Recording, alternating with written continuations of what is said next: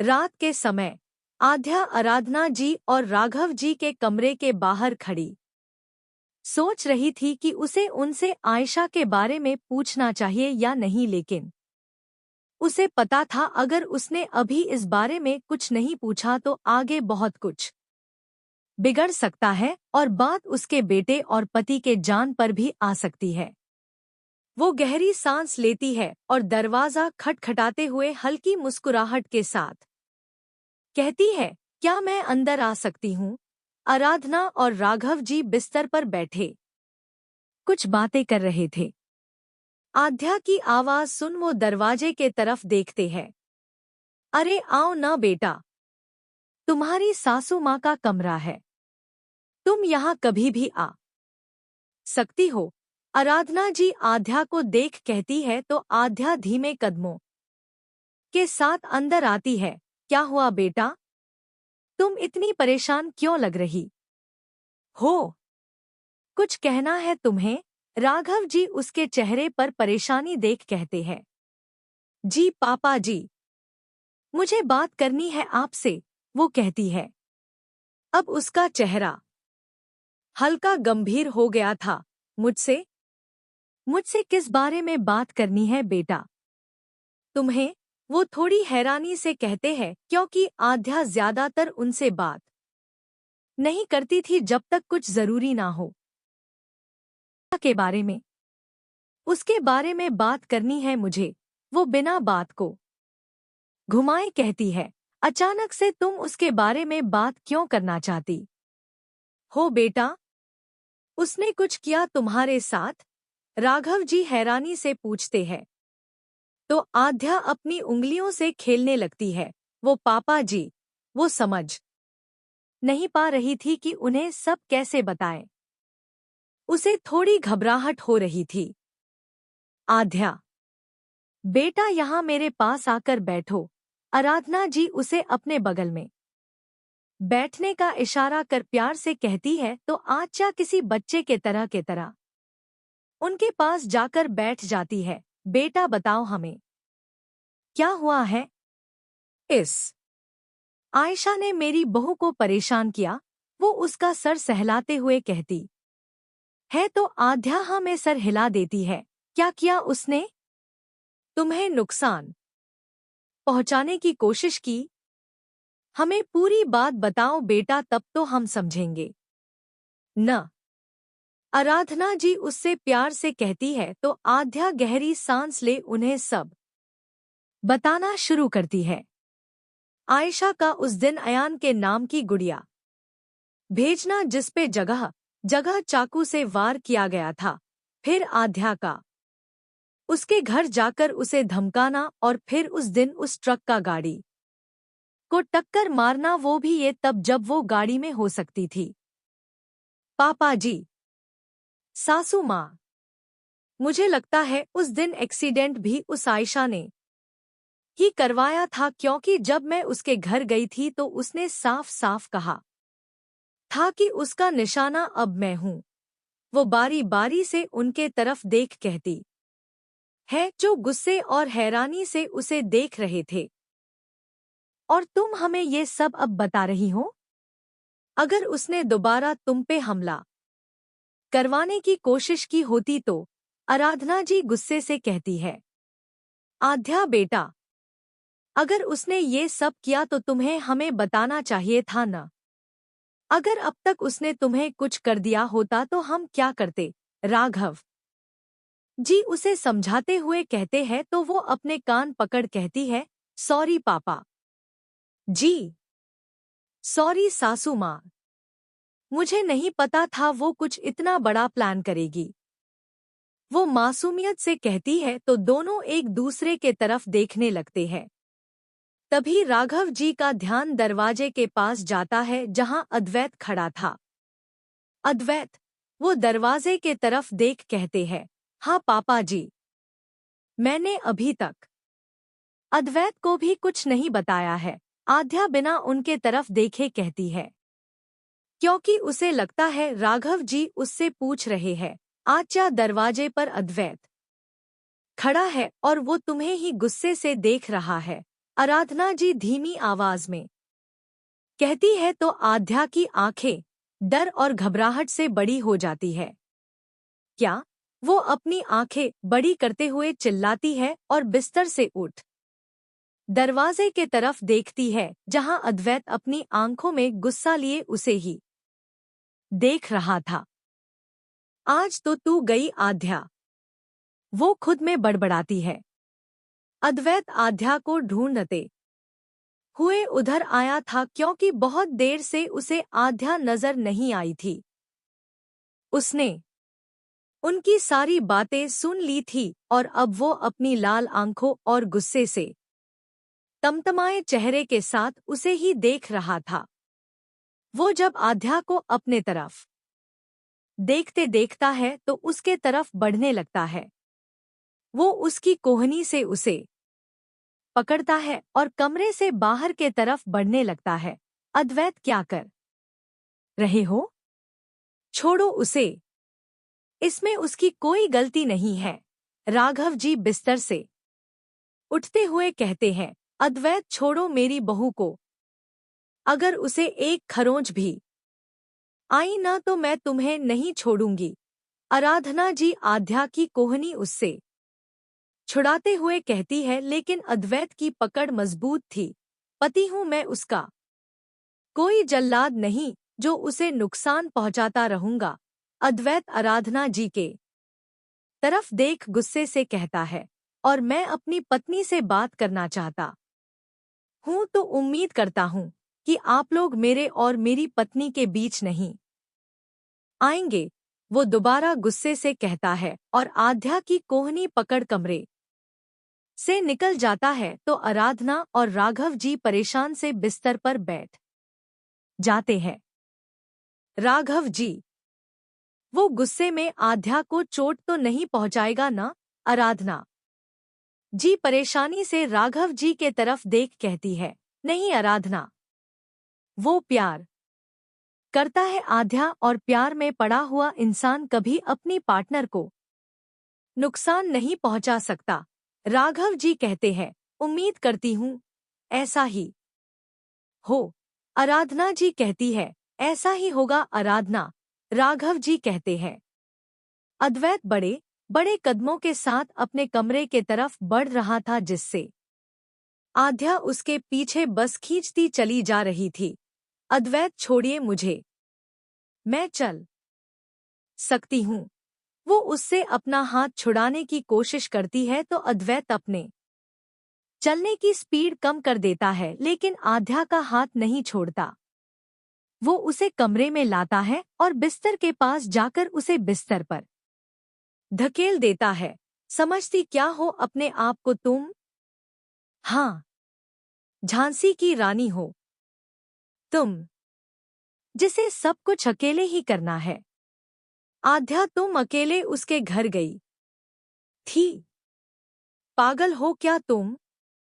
सोचा भी है तुमने अगर वो पूरी तैयारी के साथ बैठी होती थी? अगर वो अकेले न होती तो? अगर वो वहां 10 लोगों के साथ होती तो?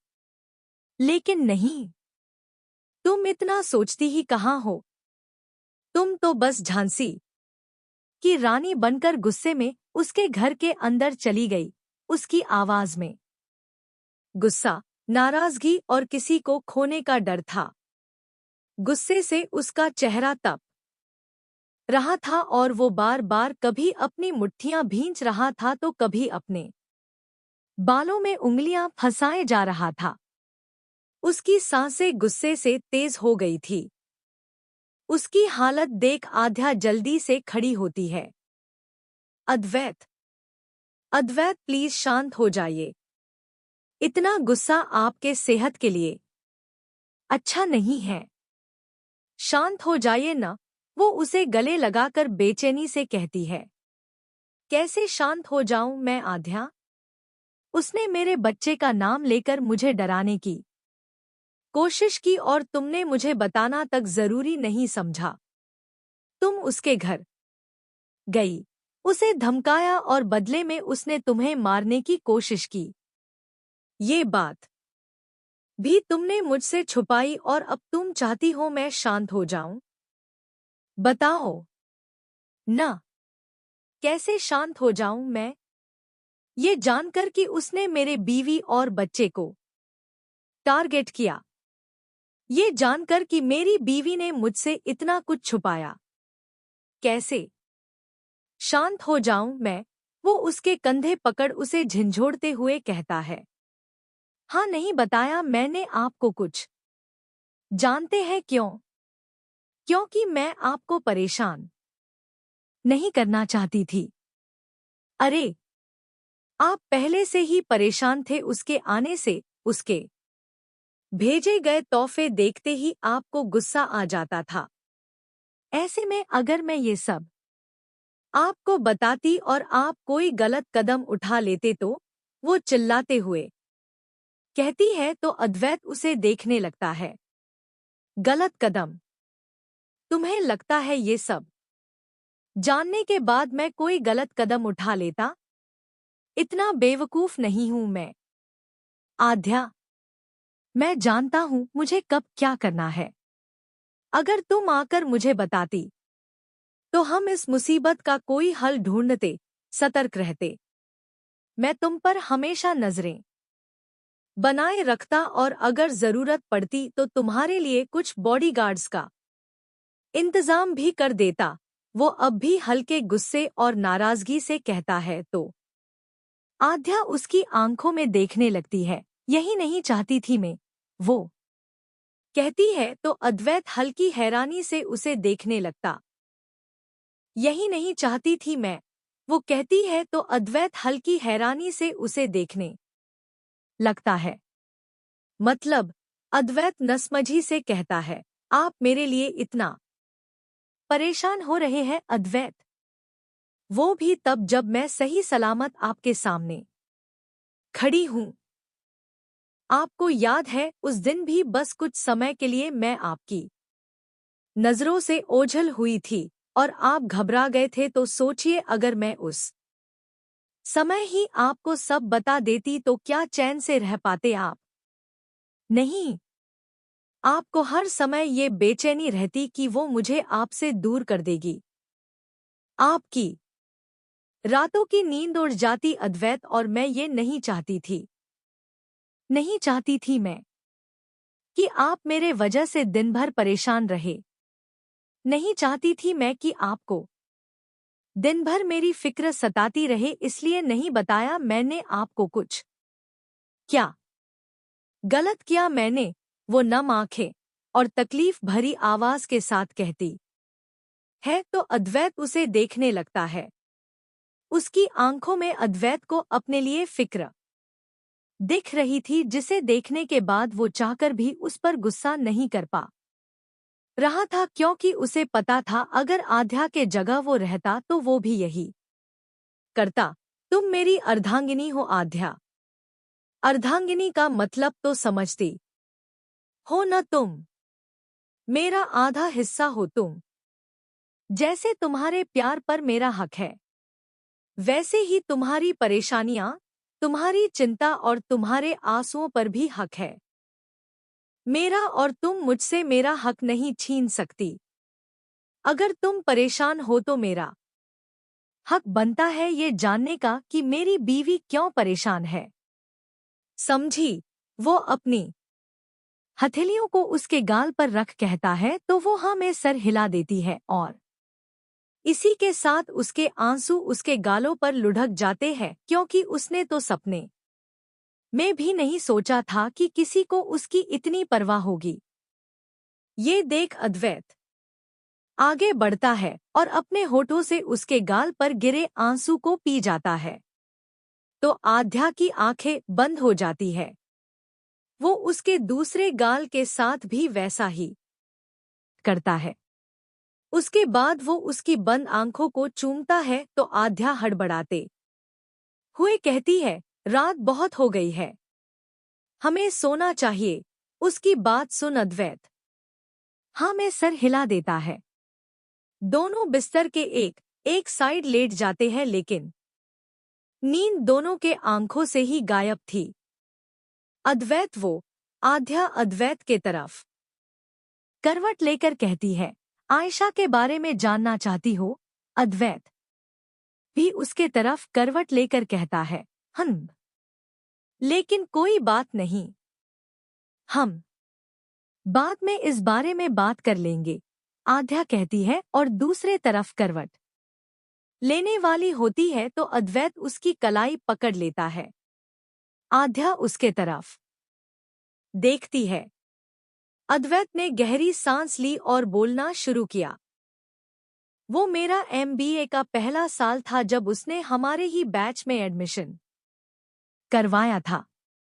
वो उसे बता रहा था और खुद भी उस समय में खो गया था जहां वो कभी खोना नहीं चाहता था। उस समय मैं बहुत जिंदादिल इंसान था। आध्या लोगों से घुलना मिलना, उनकी मदद करना पसंद था मुझे। तुम्हें पता है वो कॉलेज में उसका पहला दिन था जब वो मेरे बगल में बैठी थी, पर मैंने उसके तरफ देखा तक नहीं था। जानती हो क्यों? वो हल्की मुस्कुराहट के साथ कहता है। आध्या महसूस कर पा रही थी कि ये कोई आम मुस्कुराहट नहीं है, बल्कि इस मुस्कुराहट के पीछे अद्वैत की कड़वाहट है जो उसे उन पलों को याद कर महसूस हो रही है। अद्वैत आगे कहता है, क्योंकि मुझे उससे पास रहने से अजीब सा महसूस हो रहा था। उसका मेरे पास बैठना मुझे अच्छा नहीं लग रहा था, लेकिन मैं उसको हटने के लिए भी नहीं बोल सकता था, इसलिए मैं वहां से हट गया। जो उसे बहुत बुरा लगा ये उसका चेहरा देख पता चल रहा था। उसके बाद भी वो हमेशा मेरे आसपास मंडराती फिरती थी, जो मुझे पसंद नहीं आता था। मैं उसे खुद से दूर रखने की कोशिश करता, पर वो बार बार मेरे पास आ जाती। वो कहता है तो इस बार उसकी आवाज में झुंझलाहट थी जिससे आध्या महसूस कर पा रही थी कि अद्वैत को आयशा का उसके पास मंडराना तक पसंद नहीं था। ऐसे ही एक दिन उसने मेरे पास आना बंद कर दिया। वो गंभीरता से कहता है और चुप हो जाता है। फिर क्या हुआ? वो दोबारा आपके पास आई?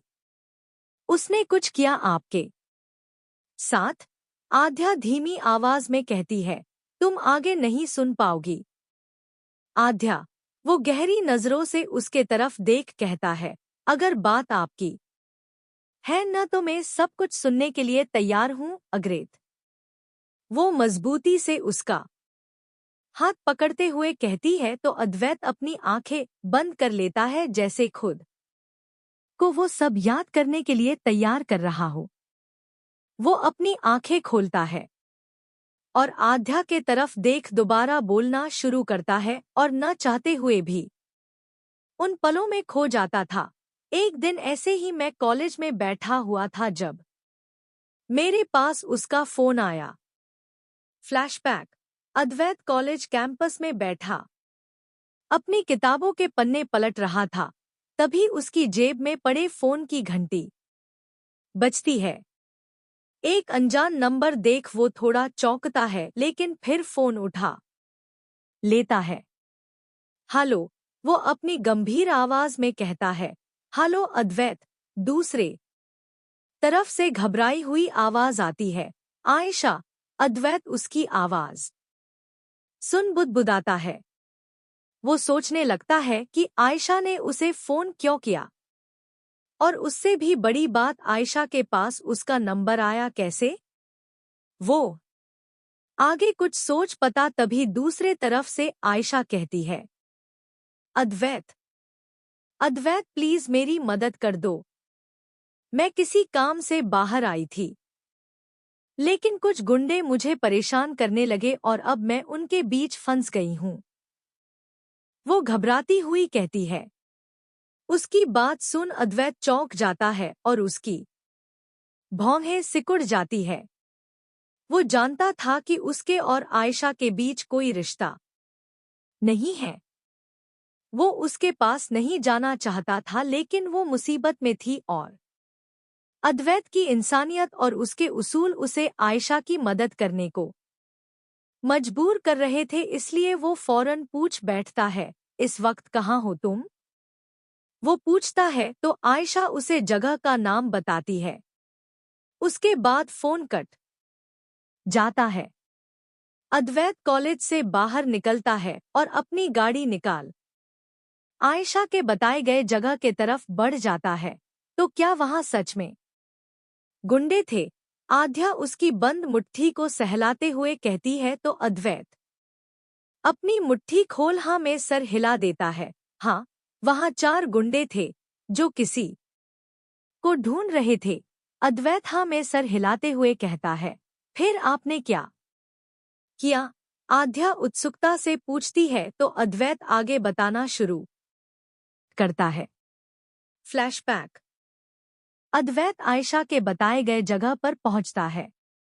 वो एक बाजार था जहां इस वक्त बिल्कुल सन्नाटा था। अद्वैत आसपास देखता है तो उसे 4 गुंडे नजर आते हैं जो इधर उधर देख रहे थे जैसे किसी को ढूंढ रहे हो। तुमने यहाँ किसी लड़की को देखा है? उनमें से एक गुंडा उसके पास आते हुए कहता है। अद्वैत को पता था अगर वो न करेगा तो ये लोग यही रहेंगे, इसलिए वो हो में सर हिला देता है और दूसरे तरफ इशारा करता है। हाँ, एक लड़की को उस तरफ जाते देखा है मैंने। अगर ये झूठ निकला न तो हम तुम्हें छोड़ेंगे नहीं, उन गुंडों में से एक कहता है और फिर चारों उस तरफ चले जाते हैं। ये देख अद्वैत चैन की सांस लेता है। आयशा, वो उसका नाम पुकारता है तो एक ट्रक के पीछे छिपी आयशा बाहर निकलती है। वो दौड़ते हुए अद्वैत के पास जाती है और उसके गले लग जाती है। उसके चेहरे से अद्वैत को वो घबराई और डरी हुई लग रही थी, इसलिए अद्वैत धीरे धीरे उसकी पीठ सहलाने लगता है। कुछ समय बाद भी आयशा उससे दूर नहीं होती तो वो उसके दोनों कंधे पकड़ उसे खुद से दूर करता है। रिलैक्स, तुम ठीक हो, वो कहता है, लेकिन आयशा अभी भी घबराई हुई थी और उसकी आंखों में आंसू थे। अद्वैत, क्या तुम मुझे घर छोड़ सकते हो? प्लीज, वो अपने आंसू साफ करते हुए कहती है तो अद्वैत कुछ देर के लिए सोच में पड़ जाता है, लेकिन फिर हाँ में सर हिला देता है। वो आयशा के साथ गाड़ी में बैठता है और गाड़ी उसके घर के तरफ घुमा देता है जहां का पता आयशा ने उसे दिया था। तुम्हें पता है आध्या, उसे उसके घर तक छोड़ने जाना मेरी सबसे बड़ी गलती थी। वो आध्या के तरफ देख अफसोस से कहता है। मतलब? आध्या नासमझी से कहती है, मुझे लगा था कि मैं उसे बचा रहा हूं, लेकिन नहीं। सच तो ये था कि मैं उसे बचा नहीं रहा था, बल्कि मैं उसके बुने जाल में फंसने जा रहा था। वो गंभीरता से कहता है। उसकी आंखें अब गहरी होने लगी थी और उन आंखों में एक अफसोस था, गलती करने का अफसोस। अद्वैत, आप ठीक तो है न? अगर आप मुझे नहीं बताना चाहते तो कोई बात नहीं। वो उसकी आंखों में अनकहा से दर्द देख कहती है। नहीं आध्या, बस बहुत छुपा लिया सबसे सब कुछ, अब और नहीं। वो उसके हथेली को अपने हथेलियों के बीच लेकर कहता है तो आध्या अपनी दूसरी हथेली से उसके हाथ सहलाने लगती है और उसके आगे की बात सुनने लगती है।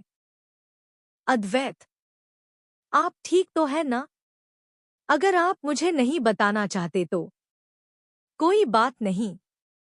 आध्या उसकी आंखों में अनकहा से दर्द देख कहती है।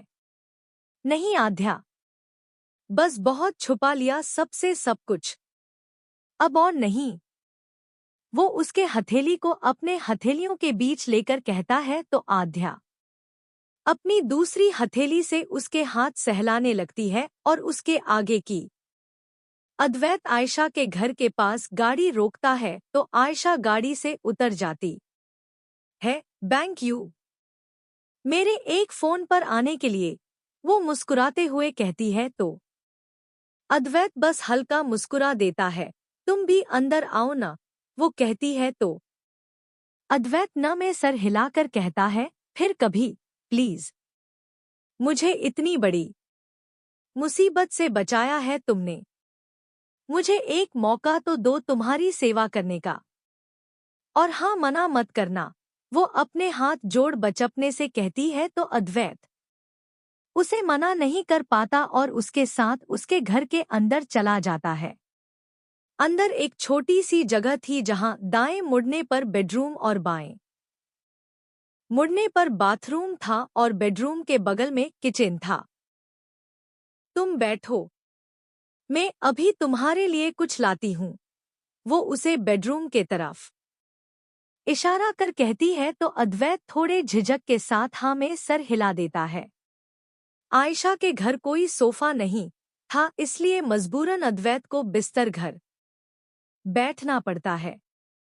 आयशा किचन में जाती है और मन ही मन मुस्कुराती है। मैंने सोचा नहीं था अद्वैत तुम्हें अपनी जाल में फंसाना इतना आसान होगा मेरे लिए। मुझे तो लगा था मुझे बहुत मेहनत करनी पड़ेगी तुम्हें फंसाने के लिए, पर देखो तुम तो बस मेरे एक फोन कॉल और थोड़े से आंसुओं से ही मेरे जाल में फंस गए। वो मुस्कुराते हुए सोचती है। उसे पता था कि अद्वैत चाय नहीं पीता, इसलिए उसने कॉफी बनाई और फिर अपने पर्स से एक छोटी सी पुड़िया निकाल उसके अंदर का पाउडर कॉफी में डाल दिया। बस थोड़ी देर और उसके बाद तुम अपने होश खो दोगे अद्वैत, और जब तुम सुबह उठोगे तो तुम्हें अपनी जिंदगी का सबसे बड़ा झटका लगेगा और वहीं से मेरा असली प्लान शुरू होगा। वो मुस्कुराती है और कॉफी के साथ पानी का ग्लास रख ट्रे उठा बेडरूम के तरफ बढ़ जाती है। ये लो, तुम्हें कॉफी पसंद है ना, इसलिए मैंने अपने हाथों से तुम्हारे लिए कॉफी बनाई है, वो कहती है तो अद्वैत उसके तरफ देखता है। तुम्हें इतना सब करने की जरूरत नहीं थी आयशा, वो गंभीरता से कहता है। ओ कम ऑन अद्वैत, अब तुम्हारे लिए इतना तो कर ही सकती हूँ ना मैं। आखिर तुमने मुझे उन गुंडों से बचाया है, वो कहती है और ट्रे उसके सामने करती है। अद्वैत को यहाँ बहुत अजीब लग रहा था और वो बस यहाँ से जाना चाहता था। वो जानता था जब तक वो कॉफी नहीं पिएगा तब तक आयशा उसे यहाँ से जाने नहीं देगी, इसलिए वो जल्दी से पानी का ग्लास उठा पानी पीता है और फिर कॉफी का मग उठा लेता है। वो कॉफी की पहली घूंट लेता है तो उसे उसका स्वाद अजीब सा लगता है। इसका स्वाद इतना अजीब क्यों है, वो आयशा के तरफ देख पूछता है तो आयशा घबरा जाती है। अरे अद्वैत, ये दूसरे ब्रांड की कॉफी है न, इसलिए तुम्हें इसका स्वाद अजीब लग रहा है, वो अपनी घबराहट छुपा मुस्कुराते हुए कहती है तो अद्वैत को उसकी बात सच लगती है और वो धीरे धीरे कॉफी पीने लगता है। वो कॉफी पीने के बाद मग ट्रे में रख ट्रे उठाने लगता है तो आयशा कहती है, अद्वैत तुम्हें ये करने की जरूरत नहीं है, लेकिन मेरी माँ कहती है कि अपने झूठे बर्तन हमें खुद ही उठाने चाहिए। वो उसके तरफ देख कहता है। कहती होंगी, लेकिन अभी तुम मेरे मेहमान हो और मैं तुमसे ये सब नहीं करवा सकती। तुम बैठो, मैं अभी ये रख कर आती हूँ, वो कहती है और अद्वैत के कुछ बोलने से पहले ट्रे उठा कमरे से बाहर निकल जाती है। अद्वैत भी अपने घर जाने के लिए उठता है, लेकिन एक कदम चलते ही उसे अपना सर घूमता हुआ महसूस होता है। उसे चक्कर आने लगते हैं तो वो दोनों हाथ से अपना सर पकड़ बिस्तर पर बैठ जाता है। ये क्या हो रहा है? मुझे अपने सर में इतना दर्द क्यों महसूस हो रहा है? मुझे चक्कर क्यों आ रहे हैं? वो तेज सांसें लेते हुए खुद से ही कहता है। वो अपना सर झटक खुद को संभालने की कोशिश करता है, लेकिन कोई फायदा नहीं होता। उसकी आंखें धीरे धीरे बंद होने लगती है और अगले ही पल वो बेहोश होकर बिस्तर पर गिर जाता है। उसे बेहोश होता देख दरवाजे के पास खड़ी आयशा मुस्कुरा देती है। वो उसके पास आती है और उसके चेहरे पर अपनी उंगली फिराते हुए कहती है, तैयार हो जाओ अद्वैत, क्योंकि कल तुम्हारी जिंदगी पूरी तरह से बदल जाएगी। वो कहती है और उसके बगल में लेट जाती है। इतना कहने के बाद अद्वैत आध्या के तरफ देखता है, जिसका चेहरा गुस्से से लाल पड़ा हुआ था। वो एक लड़की होकर ऐसा कैसे कर सकती है अद्वैत? अपनी ही इज्जत के साथ खिलवाड़ कैसे कर सकती है वो अपनी मुट्ठियां भींचते हुए कहती है, ये तो कुछ भी नहीं है आध्या। उसका असली खेल तो इसके बाद शुरू हुआ था। अद्वैत ऊपर दीवार के तरफ देख कहता है। क्या मतलब? आध्या पूछती है। अगली सुबह जब मैं उठा तो अद्वैत उसे फिर से बताना शुरू करता है। फ्लैशबैक। अगले दिन जब अद्वैत की आंख खुली तो उसने खुद को एक अनजान कमरे में पाया। उसका सर बहुत दर्द कर रहा था। वो बीते दिन के बारे में याद करने की कोशिश करता है तो उसे बस इतना याद आता है कि वो आयशा के घर से जाने वाला था, लेकिन फिर उसके सर में दर्द होने लगा और उसकी आंखें बंद हो गई। आह! वो दोनों हाथ से अपना सर दबाते हुए कहता है और अपने आसपास देखता है तो उसके बगल में आयशा बैठी हुई थी। वो काफी हरी और घबराई हुई लग रही थी। उसके बाल बुरी तरह से बिखरे हुए थे और वो बस एक चादर में लिपटी हुई थी। ये देख अद्वैत चौंक जाता है। बी खुद को देखता है तो उसके बदन से उसका शर्ट गायब था और उसकी पेंट की जिप भी खुली हुई थी। ये देख वो अपनी जिप बंद कर हड़बड़ाते हुए उठता है और नीचे गिरी हुई अपनी शर्ट उठाकर पहनता है। आयशा, ये सब? वो उसके तरफ देख लड़खड़ाती आवाज में कहता है। सब बर्बाद हो गया अद्वैत, तुमने सब बर्बाद कर दिया। वो जोर से रोते हुए कहती है, नहीं ऐसा नहीं हो सकता, मैं ये नहीं कर सकता। वो अपना सर न मैं हिलाते हुए कहता है, तुम ऐसा कर चुके हो अद्वैत, तुमने मुझे बर्बाद करके रख दिया। वो सिसकते हुए कहती है, तुम झूठ बोल रही हो, है ना? ऐसा कुछ नहीं हुआ है। तुम मेरे साथ मजाक कर रही हो ना? अद्वैत उम्मीद से कहता है। मेरी हालत देखो अद्वैत, तुम्हें सच में लगता है कि ऐस हालत में मैं झूठ बोलूंगी? मैं ढंग से चल भी नहीं पा रही हूं अद्वैत, वो चिल्लाते हुए कहती है और फक कर रोने लगती है तो अद्वैत याद करने की कोशिश करता है, लेकिन कॉफी पीने के बाद का उसे कुछ याद नहीं आता। उसका दिल आयशा पर भरोसा नहीं करना चाहता था, पर उसका दिमाग आयशा की हालत देख उसकी बात को सच मानना चाहता था। वो अपने दिल और दिमाग के बीच जैसे फंस चुका था। तो क्या आपने उसकी बातों पर भरोसा किया? आध्या बेचैनी से धीमी आवाज में पूछती है। उसने बेचैनी में अद्वैत के हाथ को काफी जोर से पकड़ा था। अद्वैत ने गहरी सांस ली, जैसे वो अपने अंदर छुपे दर्द को बाहर निकालने की कोशिश कर रहा हो। उसकी आंखें अब भी छत पर टिकी थी, लेकिन वो कहीं और देख रहा था, अपने अतीत की ओर, उस दिन की ओर जब उसकी जिंदगी पूरी तरह से बदल गई थी। उसने सब कुछ इतने अच्छे से प्लान किया था, आध्या, कि मेरा खुद पर से विश्वास डगमगाने लगा। उसकी आवाज में पछतावा था। खुद पर विश्वास न करने का पछतावा। आध्या की आंखें सिकुड़ गई लेकिन उसने कुछ बोला नहीं। वो जानती थी कि अद्वैत को अभी सब कुछ कहने देना जरूरी था। मैं खुद पर भरोसा नहीं कर पा रहा था।